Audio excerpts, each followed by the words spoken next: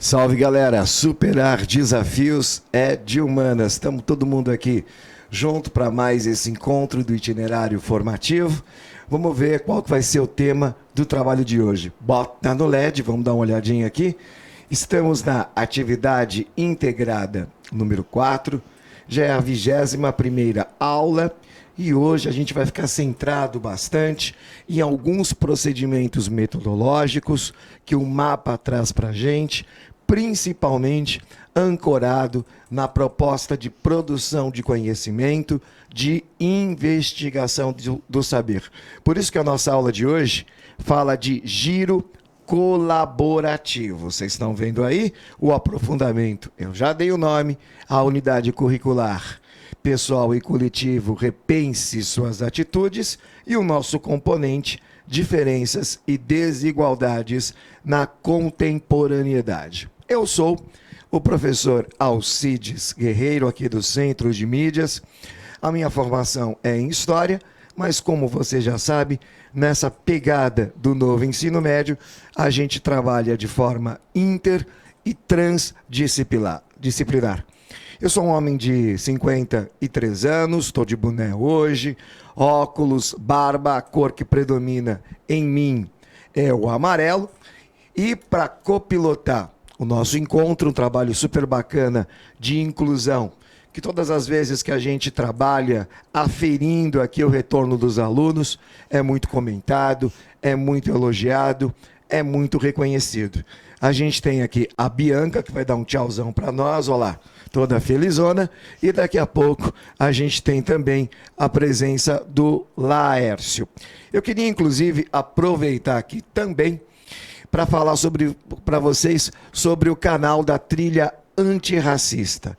É um trabalho super bacana, engajado num processo de inclusão, que está sendo aqui produzido pelo Centro de Mídias, pela Escola de Formação dos Professores. Tem muitos exemplos de aula, de abordagens, porque todo mundo aqui já sabe, já entrou num consenso. Não basta não ser racista, a gente tem que ser antirracista, e esse é um trabalho que vem nesse sentido. Por falar em trabalho, eu quase que dei uma aqui de apresentador de televisão, falei a minha colega de trabalho, mas vocês já sabem também, é a maior professora de Biologia da Galáxia, com vocês a nossa queridíssima Priscila Ortega. Tudo bem, Priscila? Tudo bem, Guerreiro? Olá, pessoal. Muito obrigado primeiro pelo convite. Gosto muito de participar e das aulas, principalmente do aprofundamento, né? E fazer sempre essa colaboração com os nossos colegas de diferentes áreas e disciplinas é sempre muito bacana. Gostaria também aí, né, de dar as minhas boas-vindas, né, para os estudantes, para os professores que estão aí também nos assistindo hoje. Muito obrigada aí também pela audiência, né, dos nossos professores e alunos. E, né, já que você se descreveu, né, então eu também vou fazer aqui a minha descrição. Eu sou uma mulher aí de 36 anos e tenho cabelos curtos, louros, uso óculos, pele branca, olhos claros. Estou hoje de rosa e uma calça jeans azul e sapatos pretos. Então, aí a minha descrição para vocês. E aí, né, Guerreiro, hoje então a gente vai falar sobre giro colaborativo. Olha só que bacana. Isso. E eu queria deixar claro aqui para vocês que eu também, é mais um motivo de ter chamado a Priscila aqui para capitanear essa aula comigo, porque ela é uma professora que sabe tudo e um pouco mais dos procedimentos de metodologia científica, que inclusive são abordados aqui nas habilidades. Eu vou pedir até para a Pri ler a primeira habilidade, que é do eixo estruturante. Lê para nós, Pri. Você que está com as cordas vocais melhores que as minhas. Vamos lá. Vamos lá, então a habilidade de hoje, né, é selecionar e sistematizar, com base em estudos ou pesquisas bibliográficas, exploratórias, de campo e experimental, em fontes confiáveis, informações sobre temas e processos de natureza histórica, social, econômica, filosófica, política e ou cultural, em âmbito local, regional, nacional e ou global. Para um pouquinho. A gente viu aí a ideia de você fazer uma seleção a partir de fontes confiáveis. O que você pode, de repente, compartilhar para os nossos colegas aquilo que você julga como fonte confiável? Ah, perfeito, né? Quando a gente fala em fonte confiável, a gente está falando, então, de uma fonte de pesquisa, né? Então, um lugar onde a gente encontra informações. Geralmente são informações onde eu consigo verificar se essas informações são verdadeiras ou não. Então, muitas vezes, quando a gente fala em periódicos ou revistas científicas, é, por exemplo, uma fonte de pesquisa que a gente diz confiável. Quando a gente fala também, por exemplo, naqueles sites de informações jornalísticas também, né, os jornalistas, para darem aquele tipo de informação, eles realizaram uma pesquisa. Normalmente que fazem parte de grupos de mídia, sim, ao qual a gente tem como responsabilizar pela coleta de informações, exatamente, não é isso? Porque aí caso, né, tenha, por exemplo, ali alguma informação que não seja verdadeira, né, então aí a gente consegue dizer, né, olha, esse dado aqui não é verdadeiro, está disponível nesse lugar e aí o lugar precisa, nesse fato, corrigir. Mas quando a gente tem aquelas fontes ou sites, por exemplo, que eles colocam lá no final, né, olha, você pode editar essa página, aí você já precisa ficar aí com o pé atrás, que já não é uma fonte tão confiável. Ou os blogs mesmo, né? YouTubers, né? Que Exato. Trabalham a ciência como se fosse entretenimento. Exatamente. Então aí a gente pode, assim, os dados que são levantados ali, seria melhor a gente fazer uma verificação posterior para ver se isso é realmente verdadeiro ou não, né? O que me perguntam com certa frequência é se o Wikipédia é uma fonte confiável. O que eu posso compartilhar para vocês é que o Wikipédia melhorou muito, viu, gente? Ah, sim, né? De um tempo para cá melhorou bastante. Ele já melhorou bastante, uhum. Mas eu costumo dizer assim que ele poderia ser a primeira etapa da investigação. Exatamente. Né? Ali para você ter uma ideia de um conhecimento geral, até porque o Wikipédia ele já traz, principalmente no seu rodapé, informações a mais. Ele traz, inclusive, ali referências, as referências exato, bibliográficas. Então, não ser o único, mas ele já é, sim, bastante interessante para você ter como ponto de partida para abrir o leque da tua investigação científica, né? Vamos passar aqui para a próxima habilidade.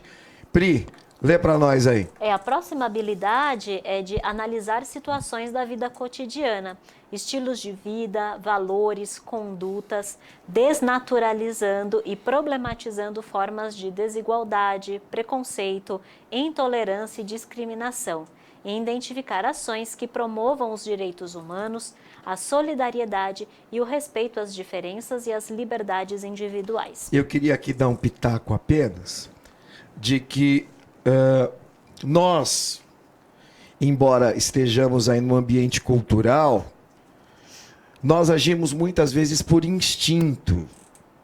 Afinal de contas, somos animais também.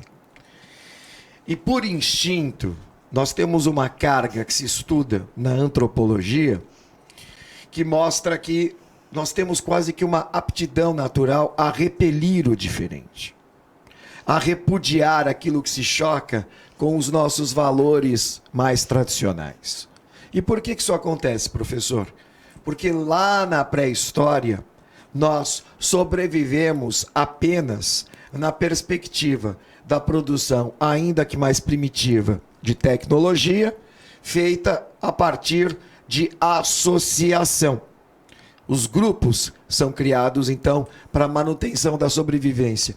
E qualquer pessoa que estivesse fora desse grupo, e evidentemente não estava naqueles padrões de associação, eles eram vistos como o outro, como a ameaça, como o perigo. Nós trazemos do nosso DNA cultural isso.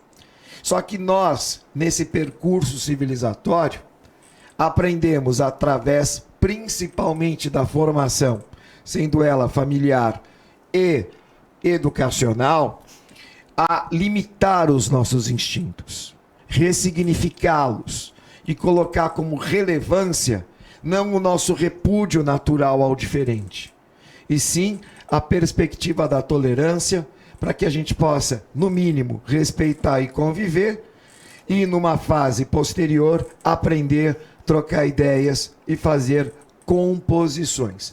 Por isso que é super importante, então, essa troca de ideias. Vamos lá para o LED. O objetivo da aula é apresentar atividades que buscam interagir reflexões acerca da desigualdade na perspectiva de assuntos pontuais. Pri, a gente está vendo aqui no LED o tal do giro colaborativo que o mapa traz aqui como sugestão de trabalho.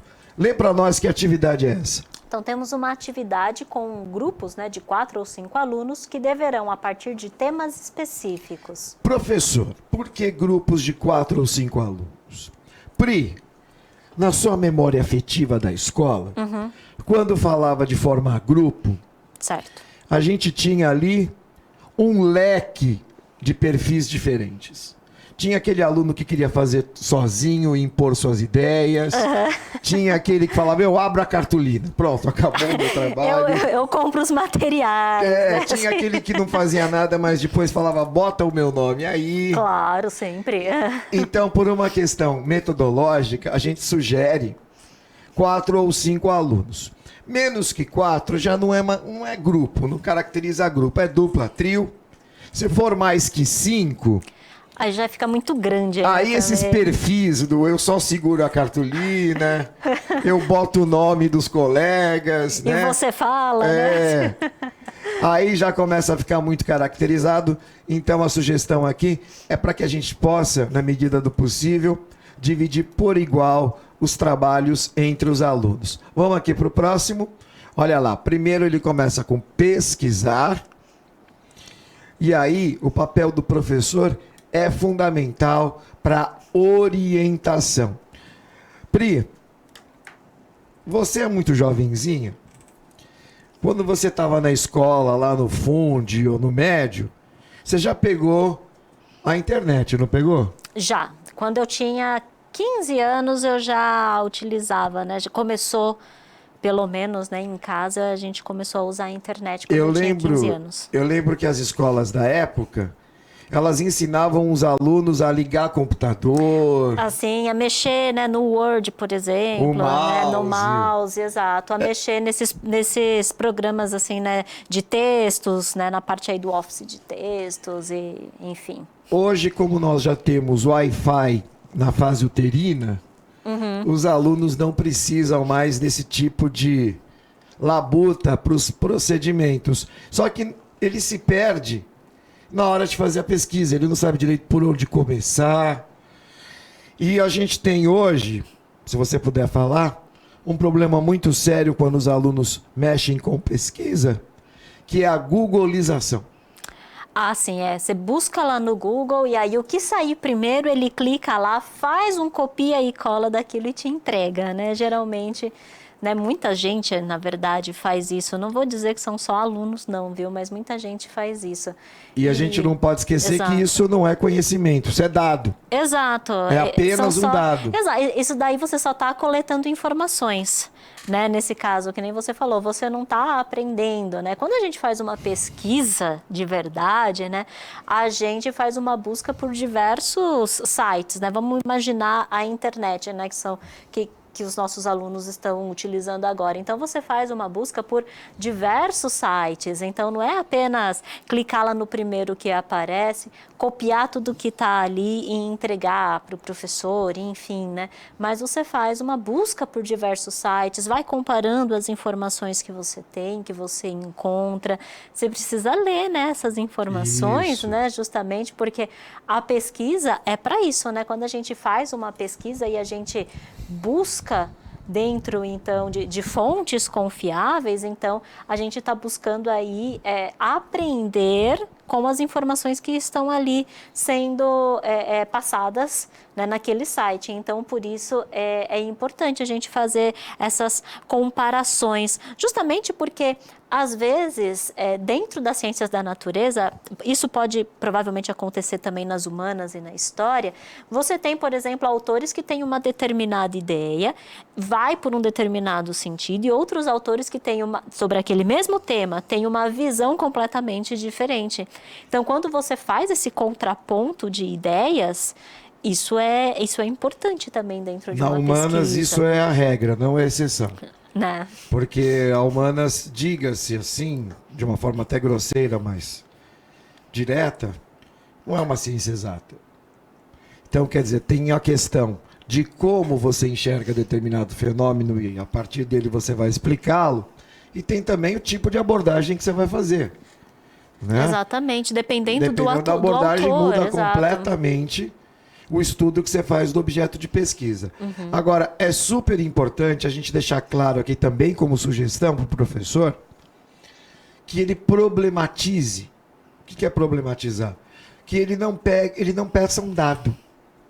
Ele formule uma pergunta do qual eu preciso dos dados para fazer uma reflexão para chegar à resposta. Porque quando você pede um trabalho de pesquisa e se limita apenas a um dado, o aluno vai lá, pega o dado e pronto, e acabou a pesquisa dele. Então exato. É super importante, inclusive, no decorrer desse nosso encontro, a gente vai mostrar esse rol de problematizações. Olha lá. E depois você vai escrever textos dissertando sobre esses temas. Pri, quando a gente fala dissertar sobre os temas, a gente está dizendo que o aluno vai utilizar dados que ele coletou, mas é ele que será o autor dessa dissertação. Não é um texto Ctrl+C, Ctrl+V de nada. É algo que, de alguma forma, passa pela mediação escrita do aluno, não é isso? Exatamente, né? E quando a gente fala também na questão ali, olha, de dissertar, né? A gente precisa apresentar argumentos. Então, eu vou defender uma determinada ideia, digamos assim, né? Eu vou seguir por um caminho e eu tenho que mostrar dados que confirmem esse caminho que eu estou mostrando ali dentro do meu texto. Quando a gente faz, né, na pesquisa científica, dentro da área das ciências, da natureza, por exemplo, né, os artigos científicos, eles passam muito por essa questão da dissertação, principalmente quando a gente vai fazer a discussão do artigo, né? Então, toda a primeira parte, quando a gente fala lá da introdução, quando a gente apresenta os resultados, enfim, a gente está apresentando dados. E na discussão do artigo, aí sim que eu vou apresentar a justificativa, ou seja, por que eu encontrei aqueles dados? E aqueles dados, o que eles representam, o que eles significam dentro daquele contexto que eu estou abordando. E escrever textos dissertando sobre os temas segue mais ou menos nessa mesma linha. Eu gostei bastante quando você falou aí da questão argumentativa, né? Porque opinião todo mundo tem, mas argumento bem formulado e bem fundamentado, isso é um luxo. É verdade. E geralmente quando a gente mais lê, quando a gente mais pesquisa, é aí que a gente vai ter mais argumentos para apresentar dentro de um texto. Então, por isso, né, para os alunos que estão aí nos acompanhando, né, é importante a leitura, é importante a pesquisa, porque se você vai escrever depois um texto, ou se você vai mesmo dentro de uma conversa ou dentro de um debate que você está presenciando ou participando, você vai utilizar desses dados que você aprendeu na sua pesquisa, vai formular argumentos e aí você vai ter um leque maior aí de possibilidades de você conseguir aí também responder questões, rebater ideias, né, e criar mesmo ali a sua própria personalidade dentro de um ambiente ou dentro de um assunto, né? Bacana. Tá lá no LED, esse giro colaborativo, ele se conclui com a interação entre os grupos e a troca de informações, porque conforme vocês já sabem, a gente sempre frisa aqui, conhecimento só é conhecimento quando ele está no ambiente social, quando ele é compartilhado, beleza? Olha lá, eu tinha comentado com vocês sobre a questão da problematização. Tinha aqui sugerido para que a gente não se limitasse apenas a coleta de dados, na formulação desse giro colaborativo. E aqui tem algumas sugestões. A primeira delas, qual a responsabilidade do Estado frente às desigualdades? E agora eu vou aqui criar um conflito com a minha querida companheira. O que é Estado com E maiúsculo? Olha, já começou agora, né? Tava tão bem quando a gente estava falando de pesquisa, né? Mas imagino eu, né, assim, dentro do pouco que eu me lembro da história. Não, eu falo o Estado. Então, quando eu falo do Sem ser de física, não é o Estado da não matéria. Não é Estado da matéria. Sem ser geografia, sólido, que é o né? Estado de São Paulo, do Rio. Não, é o Estado do ponto de vista sociológico, Bom, político. eu imagino que a gente está falando do governo em si. O governo é um órgão de Estado. Então eu quase cheguei perto. Mas chegou perto. Gente, estou aqui fazendo essa provocação, porque o que a Pri falou é o que quase todo mundo fala. As pessoas confundem muito governo com o Estado. Estado, na verdade, são todos os órgãos que compõem a administração do serviço público. Quando a gente elege um governante, a gente elege o chefe daqueles determinados órgãos por um determinado tempo, porque a gente está num ambiente democrático. Por isso que um presidente, um governador e um prefeito, eles têm tanto poder. Porque eles passam a chefiar, na medida em que eles são governo, esses órgãos que administram. Pode ser a polícia. Ah, ok. Entendeu? Pode ser um hospital público, pode ser uma escola. Entendeu? Se for de um outro poder, aí está no campo do judiciário. Vai ser um juiz, um desembargador. Mas reparem, o Estado está sempre relacionado às questões que administram a vida pública, né? E aí a pergunta para você aqui também de improviso. O Estado ele tem responsabilidade em relação às desigualdades sociais? Eu acredito que sim, né? Eu acho que antes até mesmo da gente pensar em responsabilidade, eu diria mais na questão também de que, frente à desigualdade, né? Como que a gente também se comporta, né, frente à desigualdade? A gente passa por ela, né, e finge que não vê? Ou a gente também tenta amenizar as questões de desigualdade? Porque, para mim, o Estado, nesse caso, ele precisa amenizar as questões de desigualdade. Promover políticas públicas que amenizem essas questões da desigualdade. Olha que curioso. A Priscila, quando ela começou a falar sobre o papel do Estado, tendo ou não responsabilidade, e dando algumas opiniões, ela estava, na realidade, já sugerindo algumas hipóteses. Hipóteses essas, que na investigação que os alunos vão fazer, eles vão ter a deles, a opinião, claro. a hipótese deles, que pode se confirmar... Ou não, né? Ou não. Depende da precisão da tua investigação científica, né? Por exemplo, se essa pergunta fosse voltada para mim, agora na aula, eu não responderia. Tá. Por quê? Porque senão eu estaria tirando deles a possibilidade da pesquisa, uma vez que é uma área que precisa. Que faz parte do meu conhecimento técnico.